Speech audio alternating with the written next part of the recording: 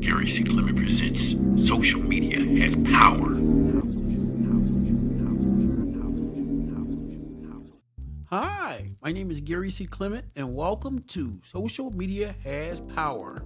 In this episode, we catch up with Tiger Woods as he tells the story and talks about his early days of racism in trying to play golf.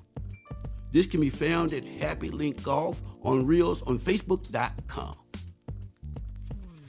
Some of these golf courses, I was not allowed in the clubhouses where all the other juniors were. Color of my skin dictated that. As I got older, that drove me even more. So as I was denied access into the clubhouses, that's fine. Put my shoes on here in the parking lot. I asked 2 questions only. That was it. Where was the first tee, and what was the course record? Not complicated. We have just listened to Tiger Woods talk about his early days in golf, how he was discriminated against, and how he basically handled the situation. Ron, what are your thoughts here? Well, it just shows you the history of racism in America against black athletes. Jackie Robinson, he had to break the color barrier when he came into baseball. He had to put up with a lot of abuse.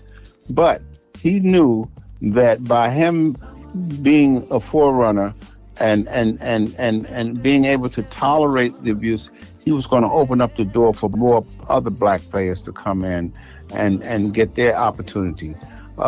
He had to be a very strong individual to sustain all of the different attacks that he had to endure. But Tiger Woods also, even in a later period of time, ran into some of the same familiar racism, where he could go into certain places, where they're playing golf. So he narrowed it down to just tell me, the first tee, and he asked a couple of questions pertaining to the golf game that he's going to play, and just to get the important information that he needed to get started, and that's where he went. As a result, Tiger Woods became one of the most famous black golfers in the history of golfing.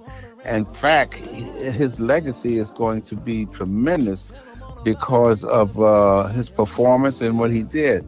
But he had to also recognize that the color of his skin made a difference. And it's so sad that after all the years, after Jackie Robinson, after all the different athletes who had to come even before Jackie Robinson and endure these hardships, now here comes Tiger Woods. And yet, in the later years, he still had to endure a bit of racism. So how far have we really come? And where are we going to go with this thing? It just behooves all African American people of color to understand how the system is in America and know something about the history of America, and do not be misled into thinking that you have made it, because there's going to be a wake-up call for you in some area of your life. So this is the life that a lot of people of color have to go through, especially the athletes. But fortunately, Tiger Woods made a name for himself, and he did a good job. He made us proud of who he is, and hopefully those who come after him will have the same kind of attitude. Gary C. Clement presents Social Media Has Power. It's created, written, and produced by Gary C. Clement for G2 Network Media. The background music is provided by Mr. Charles Dixon, better known as The Liberal Soul. That's D-A, Liberal, L-I-B-E-R-A-L, Soul, S-O-U-L.